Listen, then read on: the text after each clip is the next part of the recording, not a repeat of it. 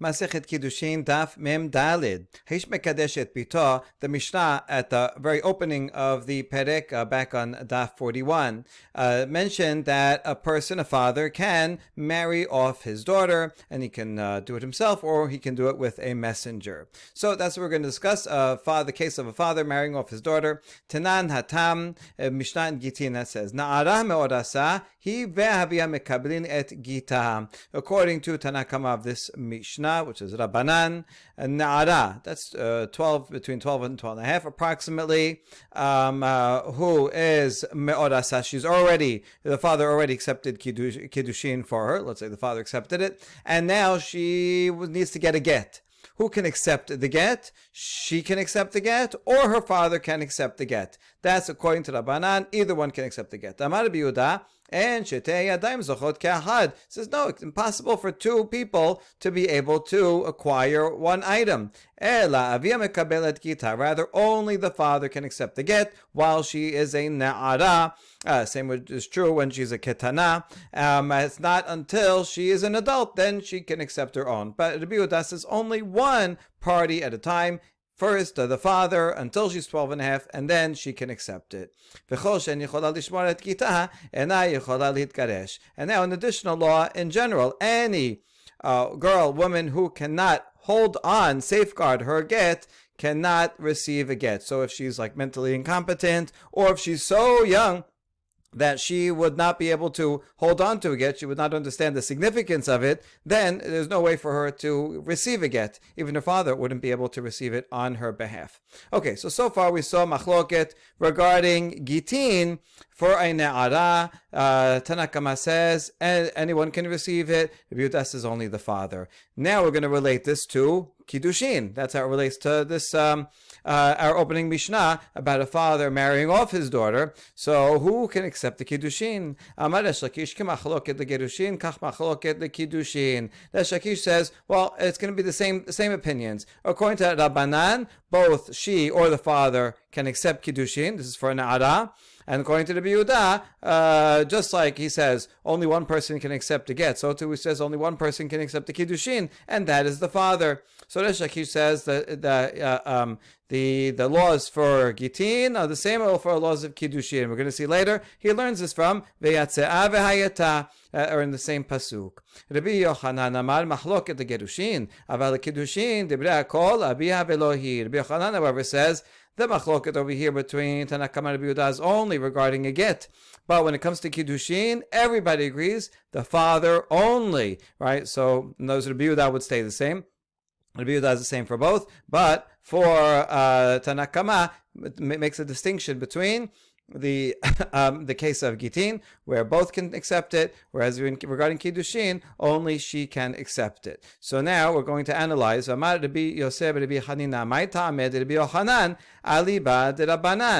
is the reason for, according to Rabbi Yochanan, that there is a distinction between the two? What is the reason for Rabbanan that would make such a distinction? We could use a chart here just to help us keep track of everything. This was the Mishnah in Gitin that says, Tanakama says both she and the father can accept the get. Rabbi Yehuda says no, only the father can accept the get. And according to Resh Lakish, everything's the same for Kiddushin. So both can accept for Kiddushin according to Tanakama, whereas only the father can accept Kiddushin. So Rabbi Yehuda is actually easy to explain. Only the father, ever, all the time. Rabbi Yochanan, however, says that there's machloket only for Gitin, but everyone agrees regarding Kiddushin. So therefore, for Kiddushin to make a difference. So again, Rabbi Yochanan, right, the bottom line of Rabbi Yehuda is always going to be the same. So that's easy to remember. Rabbi Yehuda says only the father can accept Gitin or Kiddushin according to all opinions, both as Shakish and Rabbi Yochanan, right? Because that's his basic premise, is that only one party can acquire something. The question is regarding Tanakama, and so now we're focused for the Shakish. Fine, it's the same. Gitin and Kiddushin are the same. So the question is for Rabbi Yochanan, why, according to Rabbi Yochanan, why do Rabbanan say for Gitin the she and the father can accept it, but for Kiddushin only the father? Conceptually, what's the difference between Gitin and Kiddushin? So we're going to give two answers.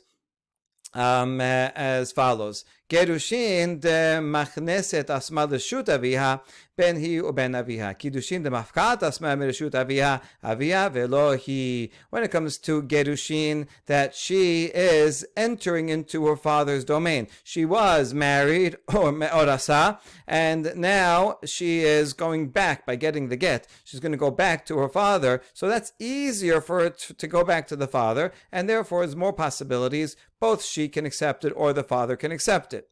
Whereas for Kiddushin, you're going in the other direction, kind of against gravity.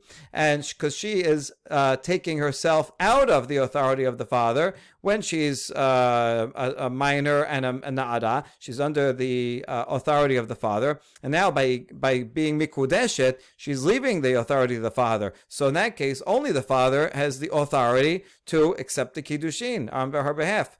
She can't do it herself. So that makes sense. It depends on the direction that you're going. All right, so that's a good answer. The problem is, ma'amad, we have a problem because in the case of ma'amad, mafkat asma b'reshut abiha, ma'amad is a case where you have a na'ara me'orasa whose husband dies without children. She has to do yibum. Let's say there's a few brothers that she could do yibum with. If one of them would come and do ma'amad is a kind of drabanan kiddushin that applies to a yavama. If one of the brothers says, you are designated unto me, then she has to do yibum with that brother and cannot do yibum with any of the other brothers, right? Any of the brothers are then disqualified. If they end up wanting to get out of it, they have to do chalitza and also give a get to undo the ma'amad. So, regarding ma'amad, that separates her removes her from her father's authority, right? Because that's a kind of a kiddushin from the yavama to the yavam. And so therefore, according to this logic, we would expect that since it's separating her, so only the father would be able to accept that money of ma'amad. However, that's not what we learn. Utnan ketana min ha'erusin enosin ba ma'amad ela midat aviha ve'ana'ara ben midata ben midat asma ben midat aviha. In this, it says Tanan, but it's actually a baraita. It says that a minor from a Kiddushin, this is not relevant to us, because talking about a minor who's little, under 12, who is widowed after she was mikudeshet, we only do ma'amad from her father. The father has to accept the ma'amad with the consent of the father. Whereas na'ara can be done both with her or her father. So here you see that the na'ara, that's the case we're talking about, and it's ma'amad, and even though that's removing her from her father's domain, she can do it also. So the logic that you just said doesn't fit this case. Now, the end of this paraita is going to be relevant later. Masha'en ken b'kiddushin, which means for kiddushin, this is not true, but rather only the father. Okay, this we'll bring back soon. So instead, we're going to give a reinterpretation, a second answer. It's the same sage, but if he said something, he must have said the following. We had one version of what he said, but it doesn't fit this, so maybe we'll tweak it a little. Maybe we got the wording a little wrong.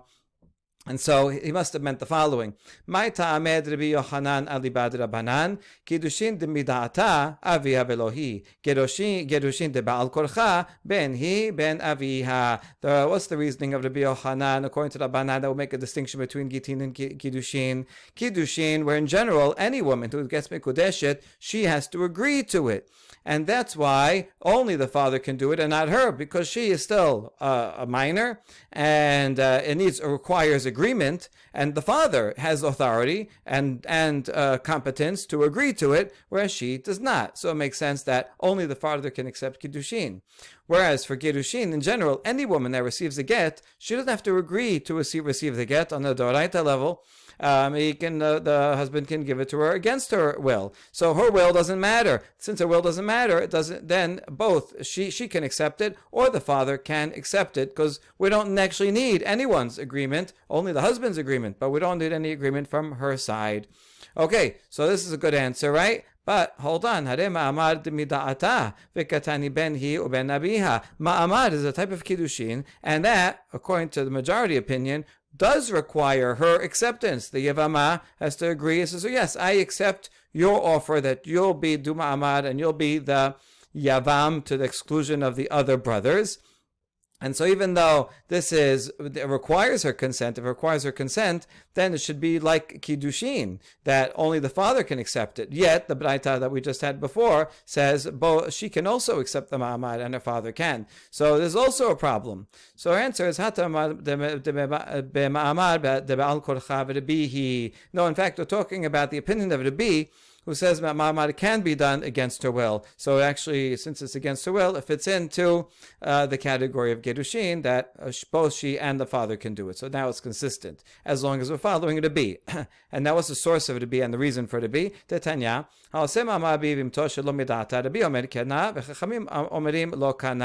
if one of the brothers, that wants to do yibum does ma'amad with the yevama, and it's not with her without her consent, Rabbi says it's still okay. Chachamim say it's not okay. So good, we'll follow Rabbi. Now that we mentioned Rabbi, my ta'ameh Rabbi, what's his reasoning? Gamar mibi'ah di yevama, mabi'ah di yevama al korcha, hachanameh ba'al korcha. He learned it from the actual yibum ceremony, which is simply bi'ah for yevama, and that can be done against her will. I mean, this is not a very nice thing to do, but if you have a yevama and one of and the yavam, whoever it is, and one of the brothers goes and even does yibum, does bi'ah against her will, that's a halakhically valid act, then they are married. So to here, ma'amad is a first step, it's a kind of kiddushin for yibum. Therefore, that also can be done against her will. Since it's against her will, right? That's what Rabbi says. Okay. Since it's like yibum, therefore Rabbi says it can be done without her will. Rabbanan sabre yalfinan mikidushin ma kiddushin midata afachaname midata. Rabbanan say no, it's the same as kiddushin. Ma'amad is a type of kiddushin. Regular kiddushin is for nisuin, the first step towards nisuin, and this ma'amad is the first step towards yibum. So therefore, since it's similar to kiddushin, just like kiddushin, she has to agree. So to ma'amad, she has to agree. B'may kami palge, and what's that the essence of their machloket? Rabbi sabar mi ledibamad b'ma hava lemelaf. Rabbanan sabre kiddushin hava lemelaf. Rabbi says we should analogize something that has to do with yibum with something else that has to do with yibum itself. So ma'amad is similar to yibum. It's the first step towards yibum, just like yibum is against her will, so too that ma'amad should be against her will. That's the similarity. And Rabbanan says no, ma'amad is a type of kiddushin, so therefore compare it to kiddushin. Kiddushin is with her will, therefore ma'amad is also with her will. Good. Now we have so good. We're so far so good. We have an explanation according to Rabbanan. That why is there a difference between Gitin and Kiddushin? And the reason is because Gitin is against her will, so it doesn't matter who accepts it, she or her father, whereas Kiddushin requires will to accept, and only the father has that authority to give over that will, and so only he can accept the Kiddushin. All right, now we say, Hachinami mistabera kedeka mitares Rabbi Yochanan midikatani sefa ma she'en ken b'Kiddushin. Now we're going back to that last line of the Braita that we skipped before, and let's remember what it was. Here it says, Na'ara can do ma'amad both herself or with or by her father, and it says, but not so regarding kiddushin. So not so regarding kiddushin means for kiddushin is more limited. Only the father can do it. Well, who said that? That only a father can do it for kiddushin? That's Rabbi Yochanan. So you see that this baraita supports the interpretation of the Mishnah according to Rabbi Yochanan. Ela nema tevet yubtad leShakish, but how's Shakish going to explain that line? Amalach leShakish hamaneh Rabbi Yehuda damad en shetei yadayim zochot ka'achat. Right. So remember here, the Shakish, he said that a father and according to Tanakama, both she and the father can accept a get. Both of them can accept kiddushin. How's he going to explain that line? So it must be he'll say that this baraita is the opinion of Rabbi Yehuda. He says only the father can accept kiddushin. So that's therefore it makes sense when it says ma she'en ken b'kiddushin. Right, according to Rabbi Yehuda. The kiddushin can only be done by the father. Now we ask, Rabbi Yehuda, mashen can be kiddushin, mashen can be gerushin mi ba'ele. Remember, according to Rabbi Yehuda, right? He says that a father can accept only kiddushin, but also he says only a father can accept get. So why are you bothering to tell me that it's not that's not so for Kiddushin, why not tell me it's not so for Kiddushin, where only the father can accept it? And the answer is inachinami. Or it could have said that, because Rabbi Yehuda says it for both. So why does it say it only Kiddushin? I did it. Ma'amad dadame Kiddushin tanename mashen can be Kiddushin. The beginning of the Braita was talking about Ma'amad. Ma'amad is similar to Kiddushin, so that's why he wants to make a distinction between Ma'amad, where for a Na'ara both the father and she can accept it, and not so for Kiddushin, which is similar to Ma'amad. But in this aspect, it's different, that only a father can accept Kiddushin.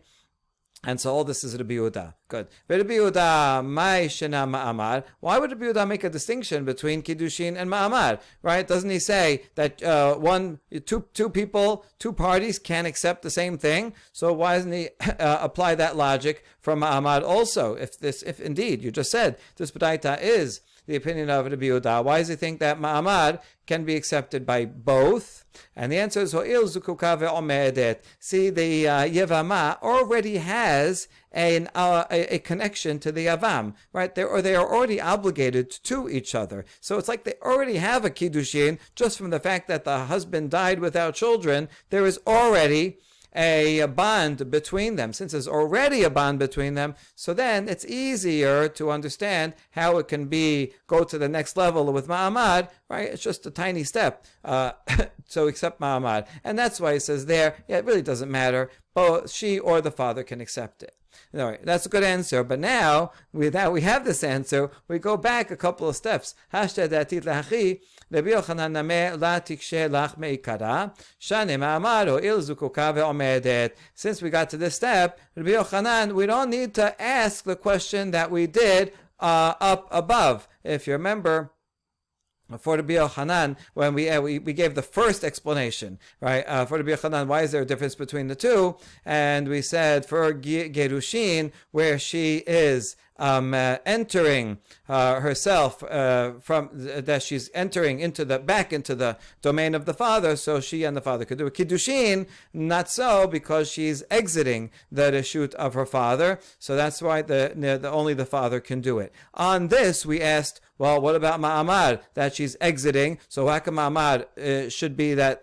How come in Ma'amad both the father and the daughter can accept it? And so we had to reject this answer. But now that we have this new understanding of the difference between Ma'amad and Kiddushin, we don't need to reject this answer. We can go back to the original formulation as follows. For Ma'amad, they already have a Zikah. That's why it's easy to do Ma'amad, and that's why both her father or she can accept it. That's not the same as Kiddushin, where there was no connection between this particular bride and groom at all, and now all of a sudden she wants to leave her father's house. Well, then only the father can accept it. And so really we can go back to this original formula. See, we only left the formula, this was the tradition, that this is what they said, and we said, well, it must be something wrong, let's tweak it to say a different explanation. But now that we know this, you know what, we can go back to the first explanation, because we have a different solution to the Ma'amad question.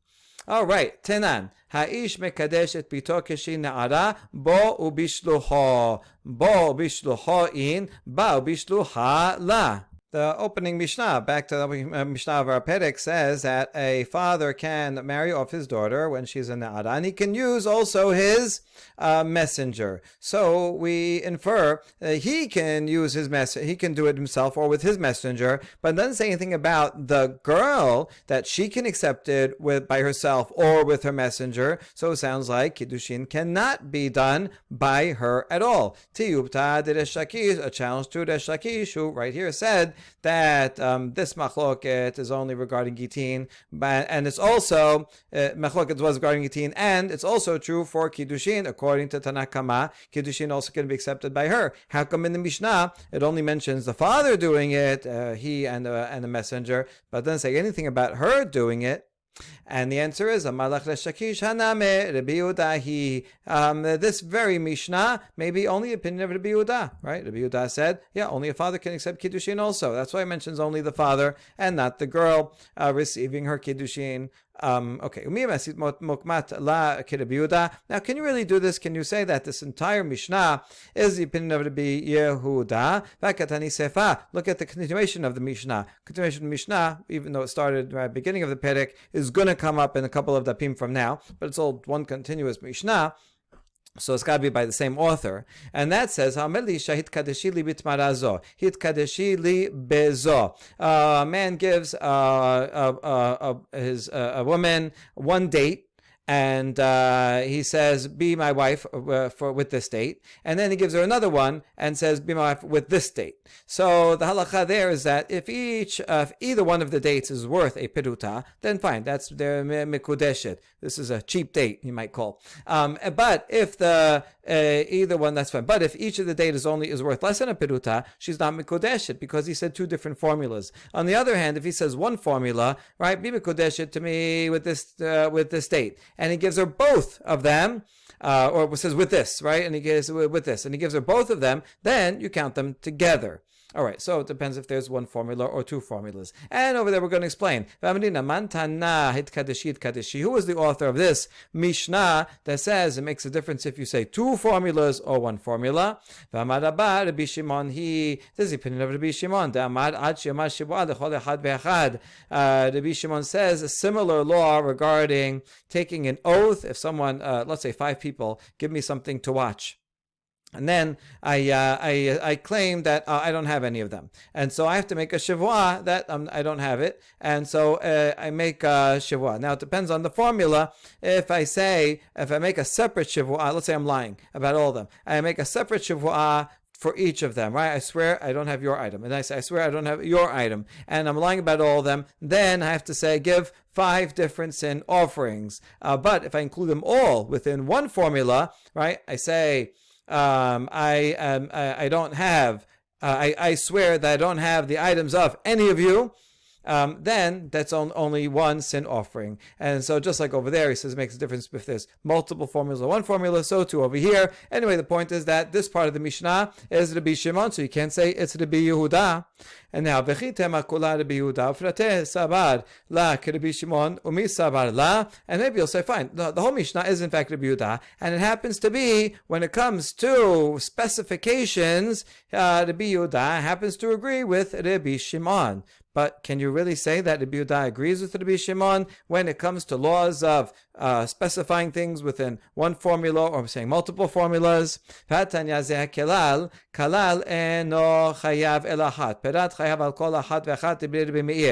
see here a 4-way machloket about this very subject, and within this, Baraita, Rabbi Yehuda says one thing, Rabbi Shimon says something else, right? That's the point. So therefore, you can't say Rabbi Yehuda, it's all Rabbi Yehuda, and Rabbi Yehuda agrees with Rabbi Shimon, because they actually disagree. Let's look at all the opinions here. According to the Meir, if I put them all together in one, and I'm lying about all of them, then I don't have to bring one korban. Whereas if I specified, then I have to bring a korban on each and every one. Meir is not so clear what exactly it means there. The Gemara elsewhere explains it. Rabbi Yehuda omer shivua lo lecha chayav al kol achat ve'achat. Rabbi Yehuda says even if it's one formula, he says I swear I don't have any of the items, not for you, and not for you, and not for you. It says their names. Then that's enough to make him liable to each and every one, because he mentioned each of them separately. Only if he says I don't have all of yours as a generality, then it's only one. But if he specifies their names, then he has to bring multiple korbanot. Rabbi Eliezer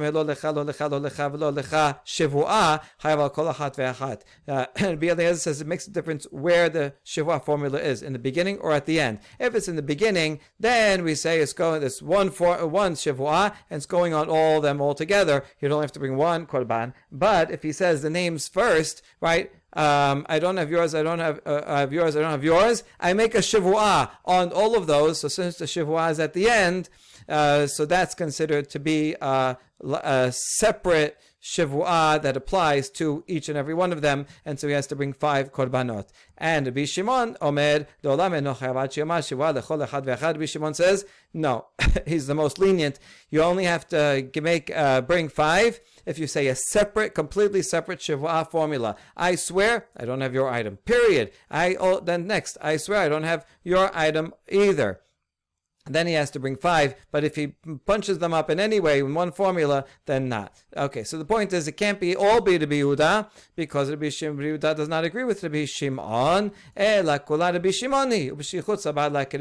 the other way around. This entire Mishnah could be the opinion of Rabbi Shimon, and Rabbi Shimon happens to agree that when it comes to agents and who can accept an item, only the father can accept an item. He happens to agree with Rabbi Yehuda. Good. Rabbi Aseh la midrasha. Now, later on, the Amoraim are all discussing this machloket between Resh Lakish and Yochanan. They are early Amoraim, and so now later Amoraim are discussing who the halacha should be like. Anyway, one day Rabbi Aseh didn't happen to come to the Bet Midrash. He was sick, maybe. Ashkechel Rabbi Zera Amar le, Maya Morai Tanal Bet Midrasha. See Rabbi Zera. What did they discuss today in Bet Midrash? Amar le, he wants to get notes from a student.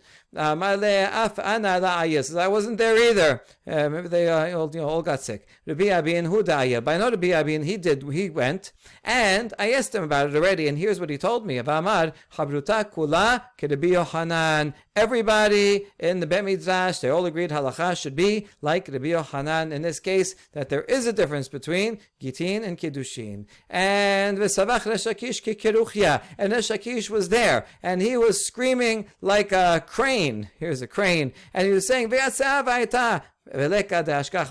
He kept saying, no, but the pasuk compares leaving a marriage to entering a marriage. The laws of Gitin and Kiddushin should be the same, and therefore you should not make a distinction between them. But nobody paid attention to him. They were not convinced. Amar le Rabbi Abin bar samchahu, and so Rabbi Aseh said, this is Rabbi Abin that you got this the class notes from. Is he reliable? Amar le in kimin yamad tignehu. Yes, he is reliable, because he told me right after. You know how much time elapsed between from the Bet Midrash until I saw him? The same amount of time it would take to get a fish from the sea and put it in the frying pan. Right? Fish, you leave it out, it'll spoil after a few hours. So it was within a few hours he told me about it, and so it was fresh in his mind, as fresh as a fish from the sea, and therefore, yes, it is reliable. Amar Rav Nachman bar Yitzchak, Ana la Rabbi Abin v'Rabbi Chaya, v'la Rabbi Abin bar Kahana, ela Rabbi Abin stam. That student that was there, his name was Rabbi Abin,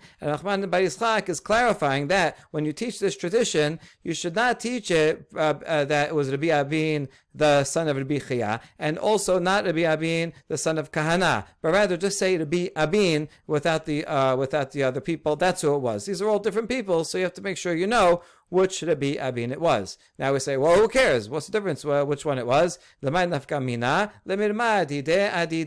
makes a difference if you find a conflicting statement. Let's say it says, oh, Rabbi Abin Rabbi Chaya. Wait, he said something different. So you'll know that that's a different sage than Rabbi Abin Stam. And so that way it's important to know exactly who the sage is, so that you won't come to find any confusion or contradictions later on. Be'amine Ravam Rav Nachman Rav asked Rav Nachman Ne'ara mahu sheta'aseh shaliach lekabel gita miyad ba'ala. Na'ara, she can accept a divorce document herself. This is according to Rabbanan. The question is, can she appoint a shaliach to go and accept the get on her behalf? A shaliach lekabala.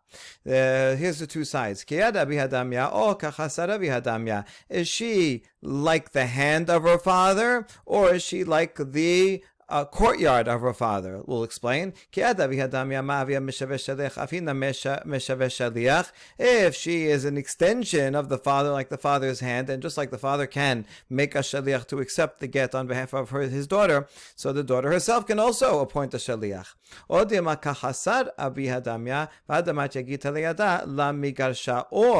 in general, when a na'ara, let's see, she accepts the get herself, maybe she accepts it, and not as the father's hand, but as the father's courtyard. And in other words, because she's a na'ara, so anything that she picks up, earns, will go to her father, and so that's how she works through the halachic mechanism of a courtyard. But she doesn't have the power of the father; she's just accepts it, and then that she's a courtyard. and then it transfers to the father. If that's the case, then it actually has to get to your hand. A courtyard can't appoint, does not have authority to appoint someone else, and so she can ask a friend to get it or whatever, but it has to actually reach her hand. Only when she has it in her hand, then that effectuates a courtyard. Okay, so that's the two sides of the question. Now we say, hold on, that can't be the question. Rava wouldn't have a question like that because Rava katav get untano biyad avda yashen u'mishamarto hareze get. Now, or eno get. Rava himself said that if a husband writes a get and gives it into the hands of his wife's servant, while the servant is sleeping and she, the wife, is watching or guarding him, watching over him, then that is a get. The slave acquires it as her courtyard, and she is watching over the courtyard. So it's a safeguarded courtyard. That's good. Now, no get. But if the servant is awake, then he has his own will. He walks around and is not being guarded. Right? Now, no get. Why not? If he's awake, because that is a courtyard that is being watched, but not by her. And it's not secured by her, so it's walking around. So therefore, it's no good. Now, let's apply that to this. If the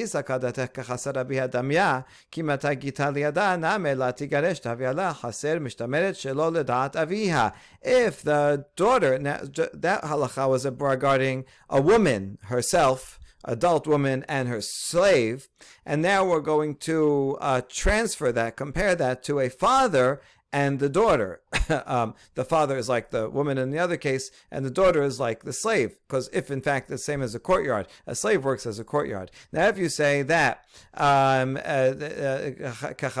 the daughter is like a courtyard of the father, then even if the get gets into the hands of the daughter in general, just a regular case where a husband gives a get to the daughter, not without any slave there, the get should not be effective because she's awake and she's walking around, and so that would be a courtyard that's safeguarded but not secured by the father. It's not right. It's not secured by the father, and therefore it should only be okay if she is sleeping and the father is watching over her, and that's not true. So here we see that Rava does not consider the daughter to be like a courtyard, because otherwise it will be the same law as a slave. So rather, it's obvious. In fact,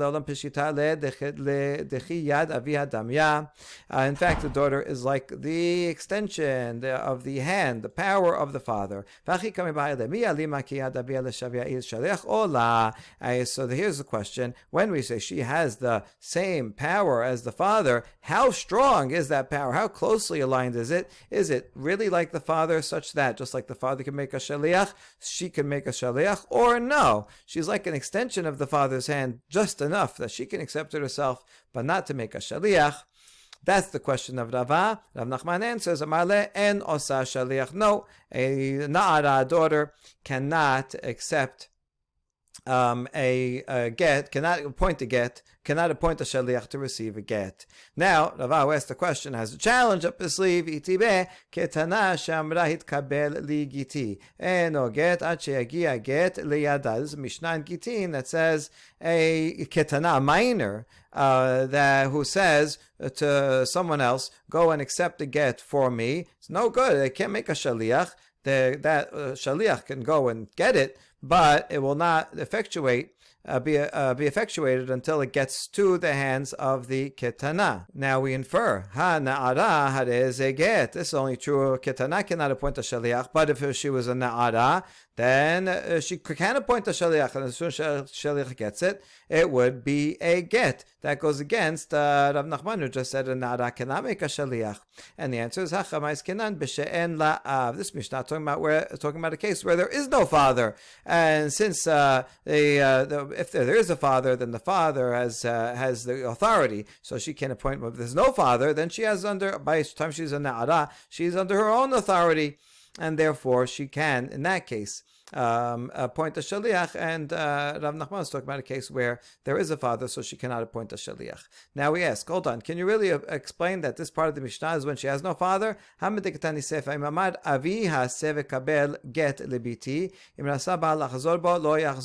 second half is talking about a case where she has a father, because the father says to a messenger, go and receive a get for my daughter, and if he wants to change his mind after the messenger actually received the get, he cannot change his mind anymore, because that is a shaliach lekabbalah, and so it effectuates as soon as the shaliach gets it. So anyway, the point is here that she has a father, so you can't say deresha as when she has no father.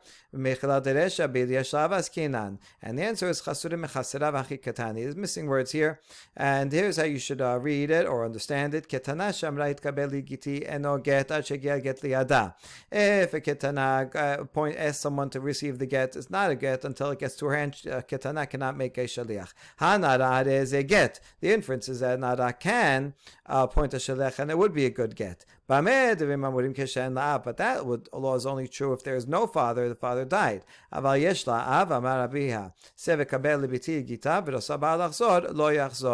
If she does have a father, and the father said to a messenger, go and receive a get on behalf of my daughter, and that messenger receives it, then the father can no longer change his mind. So indeed, the Resha is where there is no father around, and the Sefa is where she does have a father. Itmar. Ketana shenit kadesha shelo ledat aviha. Now we have not a nada, but a ketana, minor. Who everyone agrees, her father has to accept the Kiddushin. But what if she goes ahead and she accepts Kiddushin without the father's consent? So what is her status? We might expect to say that it's nothing. She doesn't need anything. She just go and get remarried. But Shemuel surprisingly says that before she can marry anybody else, she is required to receive both a get and mi'un. Mi'un is where a girl is orphaned. Her father dies. In that case, the mother or the brother can marry her off. That would create a Kiddushin midrabanan. It's to help her out, because if she has no father, but their family does want to arrange something, so they can do that. However, since it's only drabanan, when she can, before she grows up, say, you know what, mi'un, I'm out. I don't want to be in this marriage. She can refuse the guy, and then the marriage is null and void. So in this case, where she went and got married, did Kiddushin without knowledge of the father, Shemuel says she needs both get and mi'un. Amar Karna tevarim bego. Karna said, what are you talking about? This makes no sense. Why would you need anything? Im get lama mi'un, im me'un lama get. Furthermore, if you require a get, why need mi'un? If you mi'un, why would you need a get? Is it deoraita? Is it rabbanan? Pick a lane, and then okay, fine. If you need something, pick one thing. But why in the world would you need both? So the sages said, listen, mor ukva in this quarter in kafre, let's ask him the question and see what he says. Now in the end, they sent it not to mor ukva but to Rav. And when they sent the question to Rav to figure out what it is, Shemuel's far away, so they couldn't send a question there and get an answer. So they asked Rav instead, but they did a trick. And they switched around the opinions. They switched Shemuel and Karna. They told Rav that Karna says you need both, and Shemuel said, no, you don't need both. Why'd they do that? If they reported it as is, so then Rav would be influenced by the fact that Shemuel said it. He had a lot of respect for Shemuel, his colleague. And so he would say, oh, yes, Shemuel's right. But instead, they put that opinion in the name of Karna to see if Rav really, would still agree with that opinion, the one that Shemuel really said, or not. This happened in a situation I was in once. There was a guy who liked one rabbi but not another, and he said everything this rabbi writes is good, everything the other rabbi writes is bad. So someone wanted to test him out to see if he really could figure out the difference, and he gave him 2 essays but switched the names without telling him, right? And then to see if is he just being biased by one because he happens to like one rabbi more than the other, or does he really like the writings of one or the other? I think in the end that guy did not pass that test. All right. Anyway, they're doing that test to Rav. I wonder how often they did this, and if this is maybe one of the reasons why so often we say, this was said in the name of this person or that person.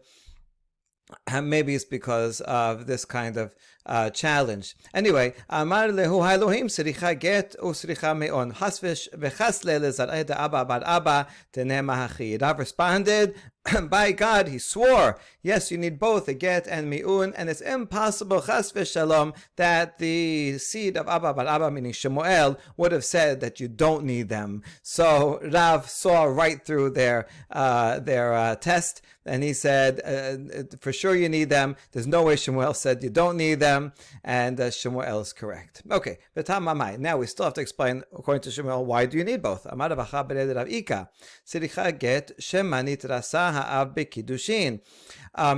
She needs a get because perhaps, the daughter received Kiddushin when she was a minor, but perhaps the father is fine with it. And so therefore, it would be a proper Kiddushin. If you want out, you need a get. I mean, even though the father didn't receive it himself and wasn't there to say, I consent to this, but maybe he did have consent.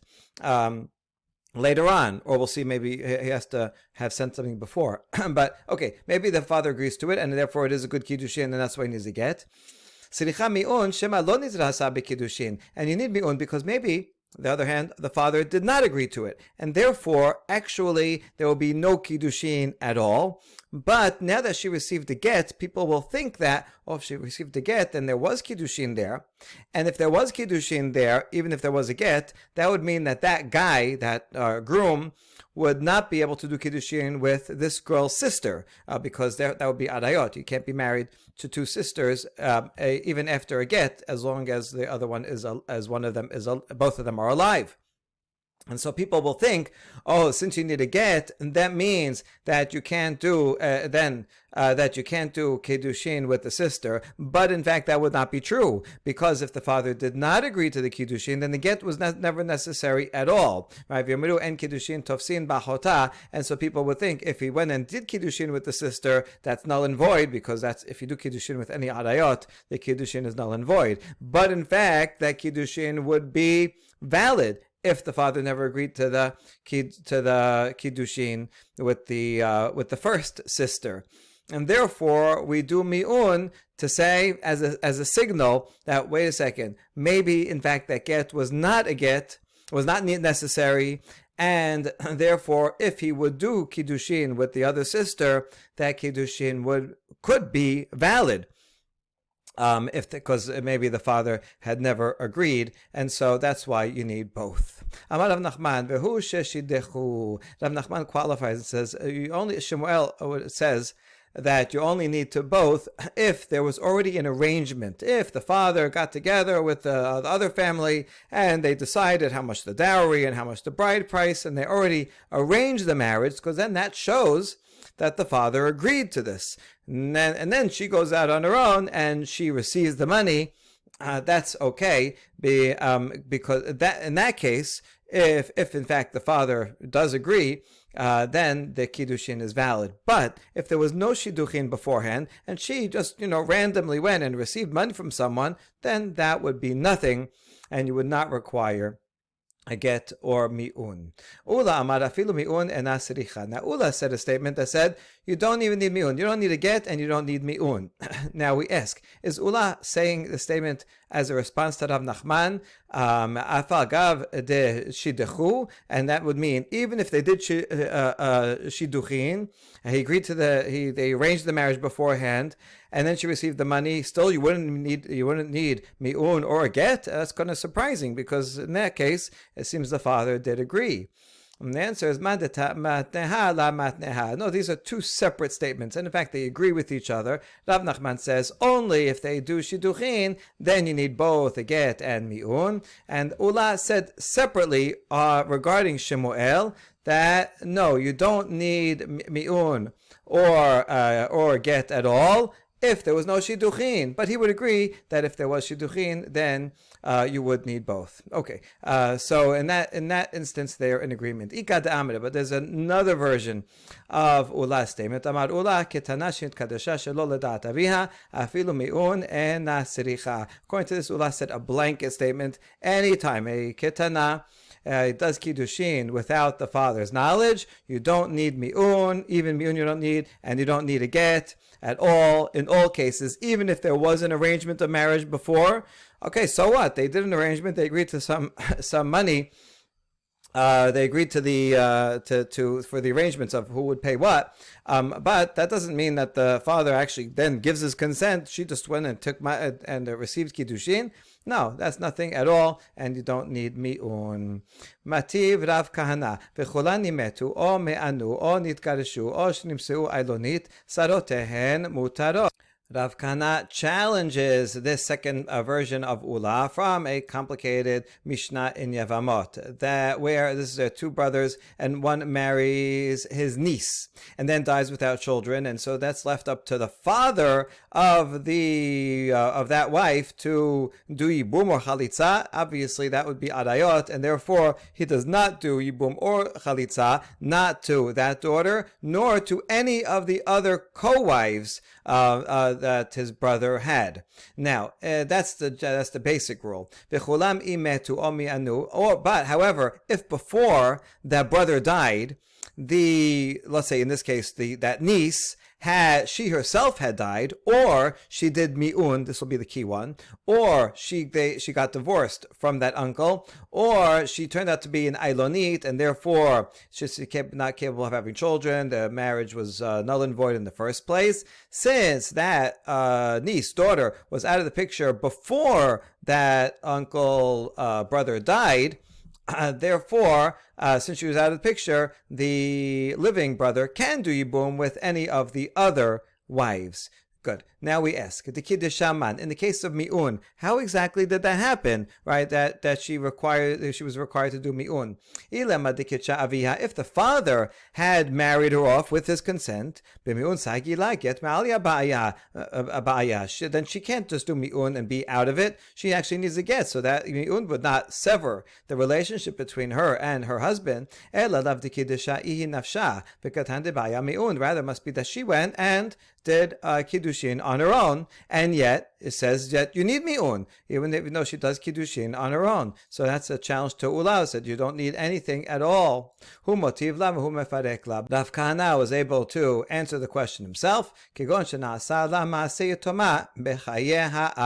For example, let's say the father had already married her off, and then she was divorced. Well, a father only has one chance to marry off his minor daughter. Once he does that, then he can't do it again. And so then she becomes like a yetoma who can be married off, but then can do mi'un, it's only to Rabbanan. In that case, if she accepts Kiddushin on her own and then accepts mi'un, then that would sever the relationship, and indeed that the rest of the consequences in from the Mishnah Yevamot. But the case that we were talking about above, that Ula was talking about above, was where that didn't happen, and this is the first time for the daughter, and the father had never married her off before, and she goes and does it on her own. Then that is considered nothing, and mi'un is not required. Baruch Adonai le'olam, amen ve'amen.